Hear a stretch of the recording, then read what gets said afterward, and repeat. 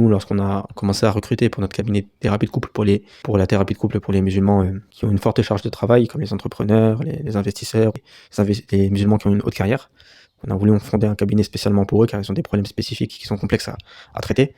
Et donc on a commencé à recruter. Quand on a recruté, il y a eu entre 100 et 200, non, même peut-être plus que 200 candidatures. Et moi, j'ai cherché sur tout Internet, sur toute la France, un seul musulman calé dans la thérapie centrée sur les émotions. Je trouvais qu'un arabo-musulman qui était fortement calé, un Libanais, qui d'ailleurs a accepté de travailler avec nous, alhamdoulilah. Et lui, effectivement, là, ça sentait, c'était des conversations très agréables entre lui et moi, parce qu'on se sentait tout de suite, on voyait tout de suite la maîtrise. Tandis que, après, j'avais rencontré une sœur, qui d'ailleurs avait étudié à l'étranger, qui n'était pas une française, mais qui restait francophone et qui avait l'air plutôt bonne, plutôt talentueuse.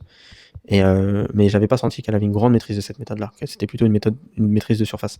Donc, en vérité, c'est rare des thérapeutes qui maîtrisent cette méthode-là. Donc, au moins, quand je parle de maître thérapeute pour la thérapie centrée sur les émotions, je parle de vraiment des gens qui sont proches de l'élite mondiale.